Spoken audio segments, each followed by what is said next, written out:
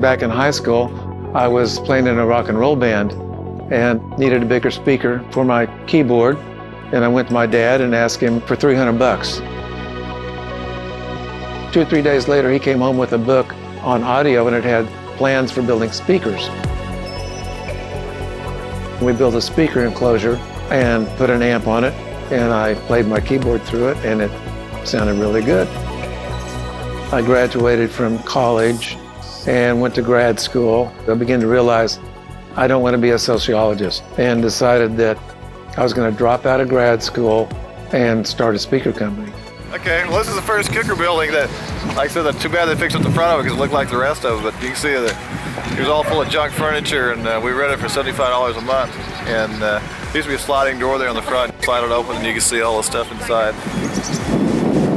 But it got us started, you know, it really did. It all looked pretty much like this when we were here. There was no electric in it. Had 600-watt bulbs in there. If there was no heat, I worked in there with coveralls. I had about $12,000 that I had inherited from my grandparents. It seemed to make sense to use it to start a business. You can see the sign up here. That we used to put that light on at night. It was a red. It's got red neons and real estate across the front. Occasionally somebody come in there and ask us about real estate.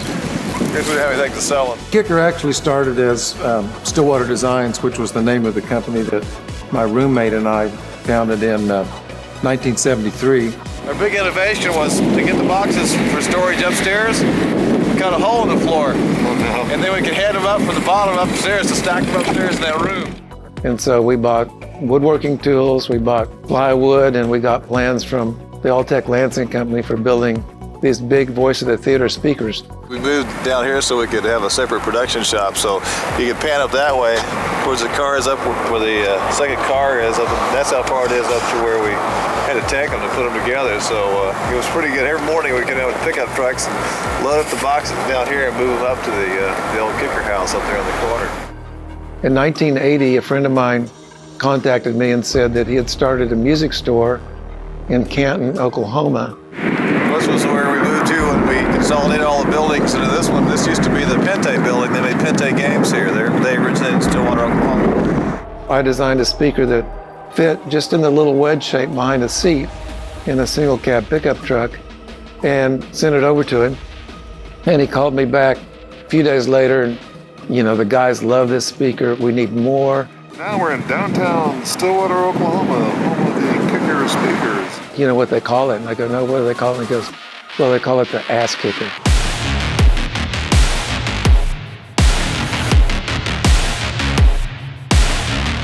When I built the first KICKER, actually, I thought, this is all I'll ever do in car audio. It was just, I built it for a friend. It was kind of a sideline. I thought, this is probably the only car audio product I'll ever make, and never really had any vision for going any further with it.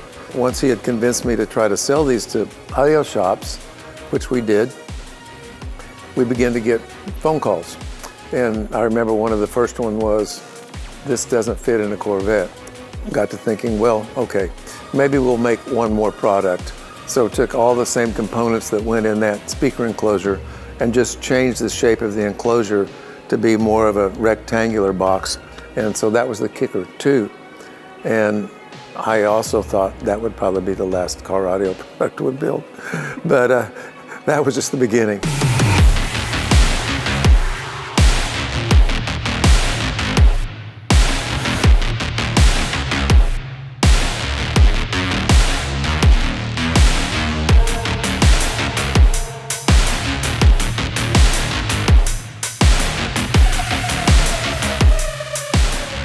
After we'd had the enclosed speaker systems available for several years, we went to a car stereo contest down in Dallas, and I remember people were building their own enclosures using, a lot of them were home stereo subwoofers. So for me, it was kind of an eye-opener that people are wanting even more yet than what we thought was sounding really good and was loud.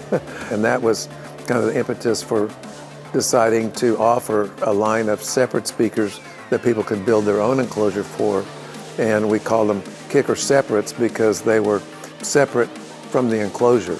It was just the raw speaker.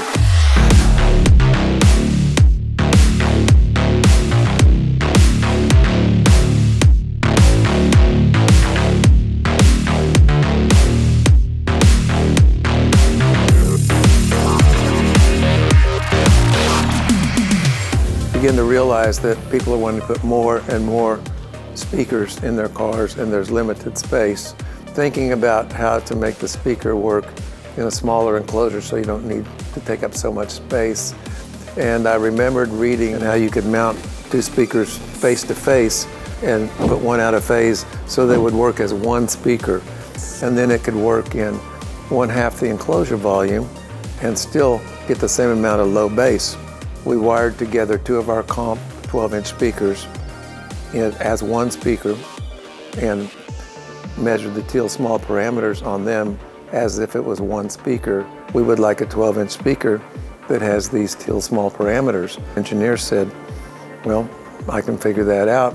The suspension's going to need to be twice as stiff. It's going to need basically double the magnetic force. It's going to have double the cone mass and a larger voice coil to handle the power. So we put it in 1/2 the enclosure size and played it, and it sounded awesome. So that was the beginning of the Solo-Baric, and we called it Solo-Baric because instead of isobaric, it's just one solo, instead of two, and then it's like an isobaric. So that's how we came up with the name.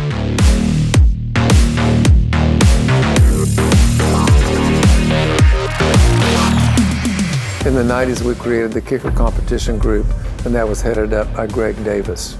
The team actually came to be because of the car stereo competitions that had started in the 80s, had begun to grow and expand, and we had a number of competitors that liked to use KICKER product. There were actually other teams developing too, and so because we had a good foothold in that market, we decided that we would develop a competition team. That team was very, very successful. We kind of swept most of the competitions, and it was primarily because it was supported by us, and Greg Davis was very integral in that, getting the really best competitors on our team and using KICKER equipment. During that time, got Alma Gates, who was a competitor, to convert to KICKER product in her Bronco, which was the world record holder. We had a good thing going, and we had really all the top competitors on our team. You out-rock the hard rock. If it's too loud, you're too old.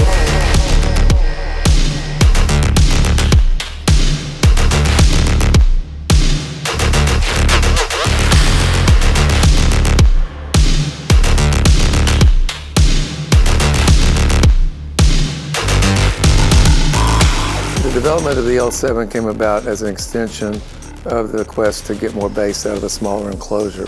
You've got a square box, or you're mounting a lot of speakers on a panel. There's a space in between them if they're round speakers because they don't fit right up against each other. So you're not getting all the cone area to make sound that you could. So how can we make a square speaker where you can mount them and just have this one huge moving panel of speakers, which has the potential of more output because it can push more air. We molded a square cone, but then we had to design the surround. Eventually we figured it out, and it had the potential of over 20% more surface area. L7 was descriptive of, basically an L and a 7 together makes a square. It was kind of a placeholder, but then by the time we got the product ready to come to market, we go, well, that's a cool name, let's just stick with it. It was the same with the Warhorse amp. It was a placeholder, but by the time we got the thing to market, it's like, it's the Warhorse, that's what it is.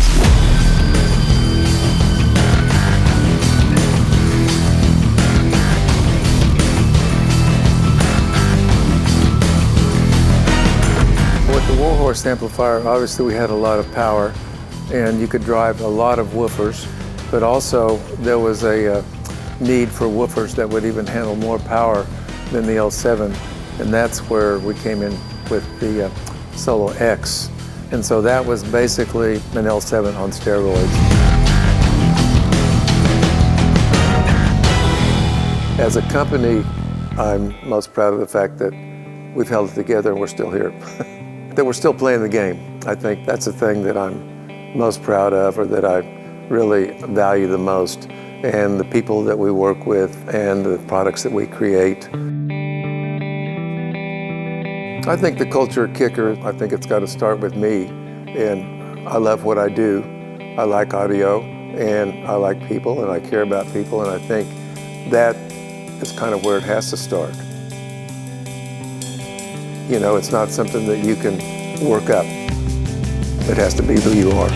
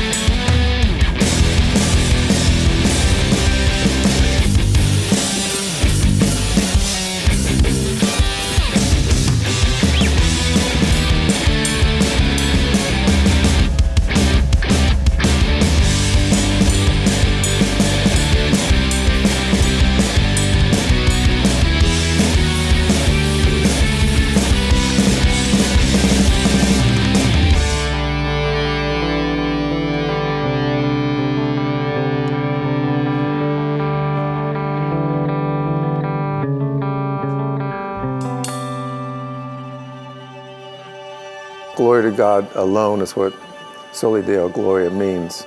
I became a Christian back when I was in my mid-20s, and things really began to change for me, but as time went on, I began to see how God worked in my life and offer me opportunities that I didn't expect. If I would have just tried to do this on my own, I wouldn't be where I am.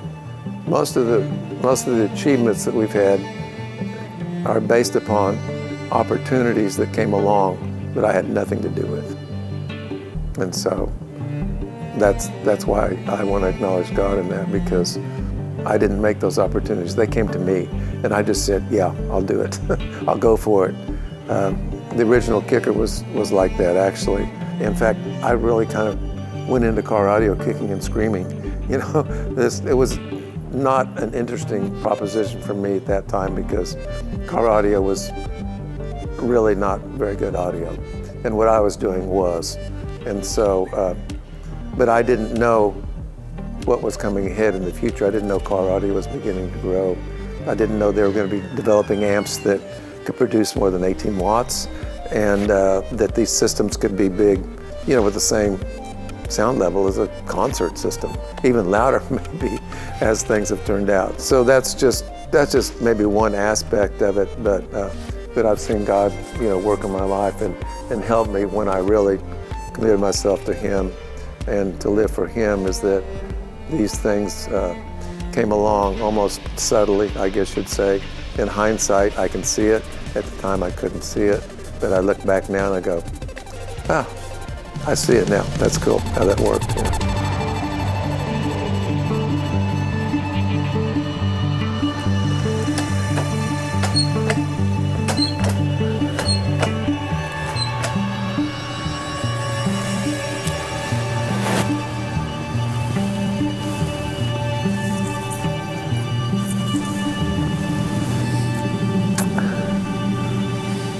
Amazing.